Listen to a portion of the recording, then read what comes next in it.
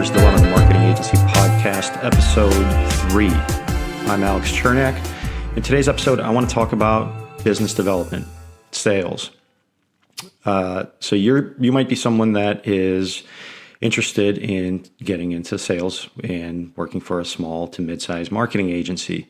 You see a job posted on LinkedIn, Glassdoor, Indeed, and you're wondering to yourself, can I be successful in this role? What are they looking for? I have some sales background, maybe in marketing, maybe in another field. Is this the right role for me? So I want to talk about 5 things, kind of based on my experience as someone that has done BD and sales for small and mid-sized agencies, someone that has built and run teams, and someone that's had to do business development for myself, for my own consultancy. So what are 5 things that you should be aware of, that you should ask, that you should sort of keep top of mind as you're exploring these opportunities? So number one, and these are in no particular order, but number one, sales tech stack. So if you are talking to, oftentimes at a small to mid-sized agency, you're going to be talking to someone on the executive leadership team about the role, if not the CEO or the president themselves. Ask them what their sales tech stack looks like, if one exists. And what I mean by sales tech stack is, do they have a CRM? Do they have a database prospecting tool? Do they have a sales intelligence tool? Right? Do they have sales and marketing automation in the form of HubSpot or Infusionsoft? Right? You need these tools to be effective and successful in your role. If those tools are not there, you're not going to be able to scale your efforts. Right? So there's only so many dials. There's only so many emails that you can send. There's only so many opportunities that you can qualify and prospect and move through the pipeline manually. We have the benefit of all of these great sales and marketing automation tools that will send sequence-based emails, drip campaigns. You can program logic into, so depending on how a prospect interacts with a particular piece of content, we can follow up with something that is, more targeted and specific to them to get them to react and sort of shorten the sales cycle.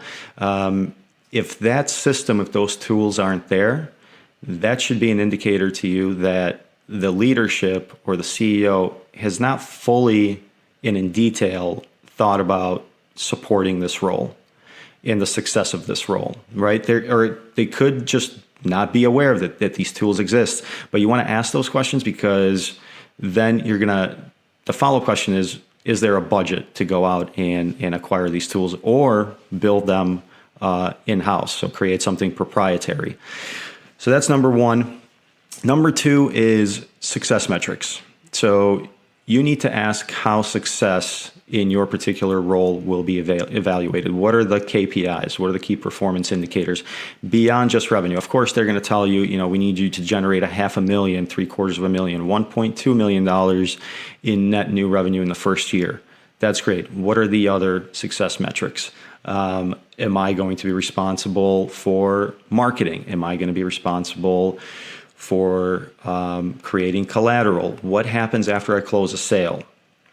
Right? Am I responsible for onboarding and sort of staying, holding that client's hand throughout maybe the first 3 to 6 months of an engagement? Will that be part of, how my success in this role is evaluated? Is it evaluated based on my ability to generate demand at the top of the funnel? Is it just based on, closing business? Is it the ability to author RFPs, right? All those things you kind of want to tease out. Again, if someone did a good job identifying, how success in the role will be measured, if they have a documented sales and marketing plan that you're walking into, sort of taking over or adding on to, they'll be able to speak to those KPIs. If they haven't, and the reason why I say this is to sort of tangent a little bit, a lot of small to mid-sized agencies tend to hire business development people when there's a particular inflection point. And that inflection point is usually revenue is plateaued or it's starting to take a dip, right? And so they panic a little bit and they say, well, we need to bring in a sales guy to help us build out our pipeline. That's it. And their expectation sometimes is that this sales or biz dev guy is just going to produce miracles, right?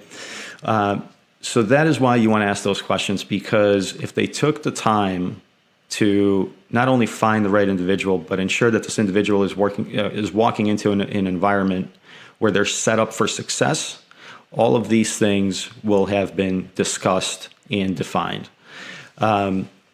Which leads me to number 3, expectations for the first year in the role, broken down by quarter. So don't just let the hiring manager tell you that they want you to bring in an X amount of revenue in the first 12 months, first 24 months. Ask them about a ramp-up period. What happens in the first 90 days? What do they want you to do? Are you sort of, learning the products and the services, figuring out how you work within the broader team? Are you starting to sort of, seed the messaging that you need out across your prospect list?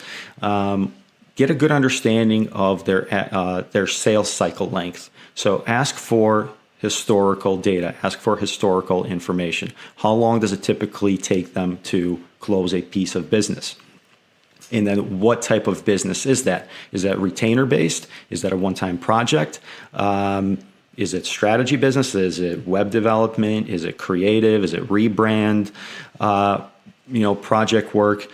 What kind of business is that? Because there can be a difference in sales cycle depending on the type of project that you're looking to close and bring on, right? So if you're chasing a $500,000 rebrand and website redesign project, that might take 6 to 12 to 18 months to close, versus smaller scale, maybe SEO retainer. You can come in and win that piece of business in a little bit of a shorter time frame. So ask what they expect of you within the first 12 months, broken down by quarter. Number 4, support resources. So this is very important. A lot of times in these sort of rush hiring situations, an individual will walk into an environment where there's no sales culture, right? There's no sales system, and all of a sudden you realize, well, there's no collateral, the website's outdated, right? I don't have any one-sheets, I don't have any up-to-date PowerPoints, and I don't have any email templates. Where do I go? What do I do? How do I create this stuff? I'm not a designer, right? I'm a sales guy. Who do I go to help me create this collateral?